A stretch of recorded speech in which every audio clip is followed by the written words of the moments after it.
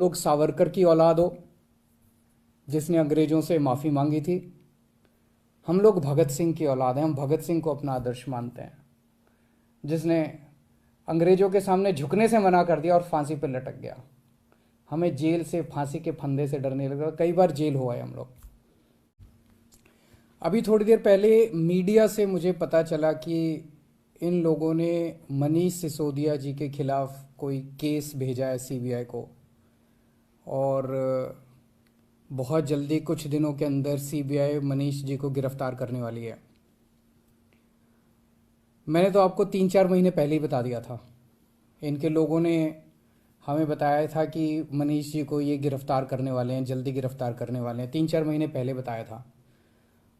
मैंने press conference करके, उसके बाद अपने कई भाषणों में, असेंबली में मैंने कहा था कि ये मनीष को गिरफ्तार करने वाले हैं।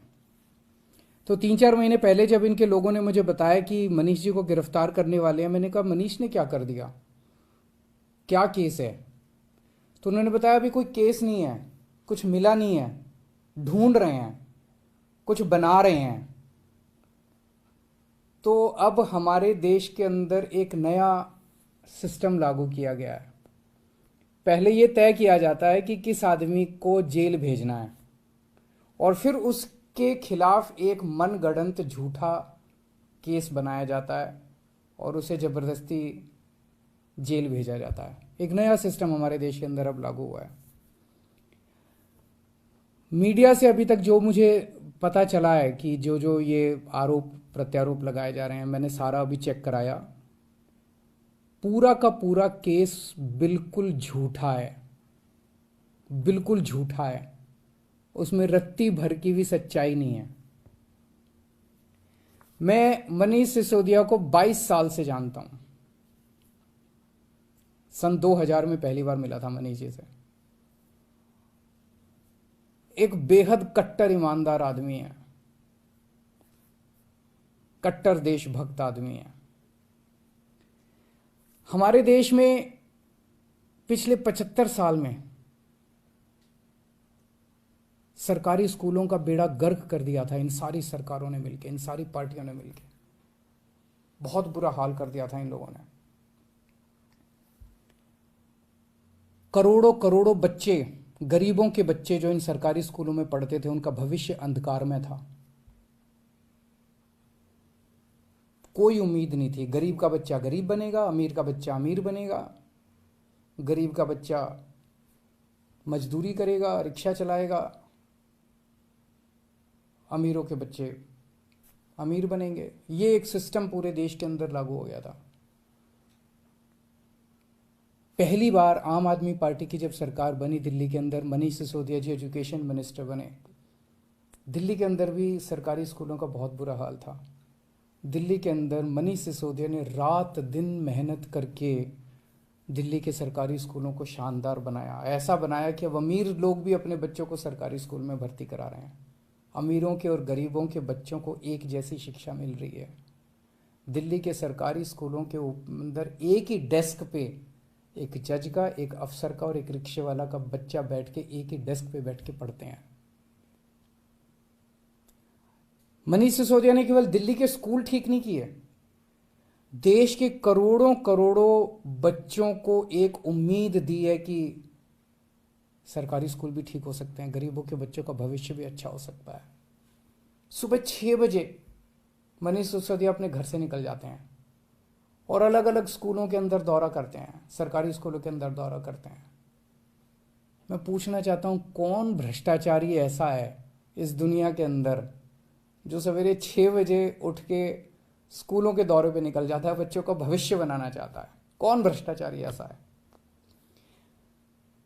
तो जेल से हमें डर नहीं लगता। हमें इनको थोड़ा सा ये लोग समझ लें कि इनको लगता होगा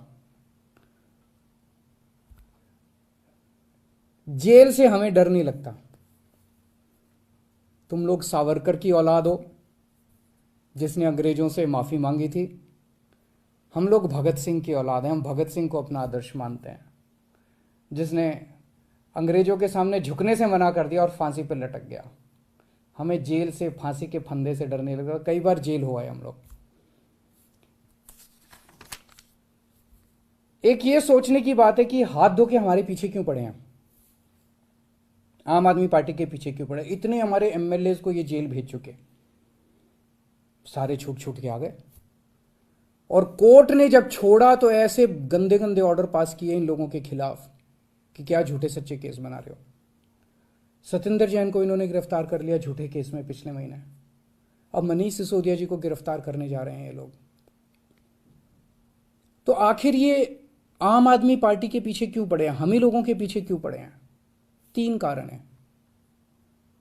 पहला कारण, आम आदमी पार्टी वाले कट्टर ईमानदार हैं।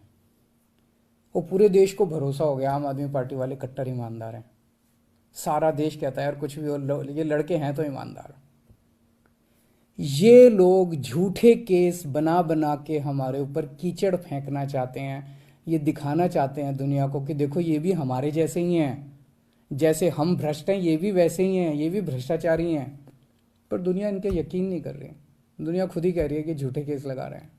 तो जो मर्जी कर लो, सच सच होता है, झूठ झूठ होता है। जितना मर्जी कीचड़ तुम फेंक लो, कीचड़ चिपक नहीं रहा हमारे ऊपर, पाक साफ है हम लोग, सच्चाई के रास्ते पे चलते हैं, भगवान हमारे साथ है। दूसरा कारण, ये हमारे पीछे क्यों पड़े हैं हाथ धो के।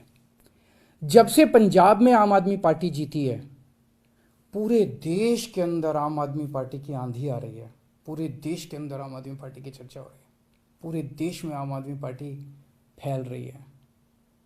ये उसे रोकना चाहते हैं, ये नहीं चाहते कि आम आदमी पार्टी पूरे देश के अंदर इनकी टक्कर में खड़ी हो। पर मैं इन्हें कहना चाहता हूं तुम जो मर्जी कर लो, आम आदमी पार्टी को पूरे देश में फैलने से कोई नहीं रोक सकता। आम आदमी पार्टी पूरे देश के लोगों की उम्मीद बन चुकी है।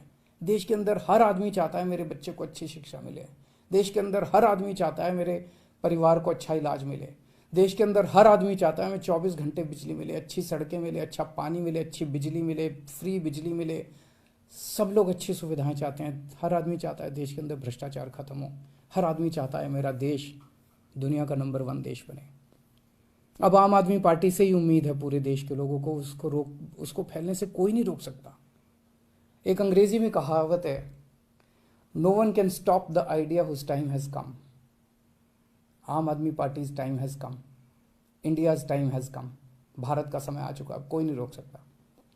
और तीसरा कारण, ये क्यों हमारे पीछे हाथ धो के पड़े हैं, दिल्ली के कामों को रोकना चाहते हैं। दिल्ली के अंदर जो शानदार काम हो रहे हैं, सिंगापुर की सरकार पूरे दुनिया के मेयर बुलाए उन्होंने, और केजरीवाल को बुलाया कि आके इनको जरा सा सिखाओ कि आप दिल्ली में क्या काम कर रहे हो। इससे बड़ी गर्व की बात क्या हो सकती है। दिल्ली के कामों की पूरी दुनिया में चर्चा हो रही है।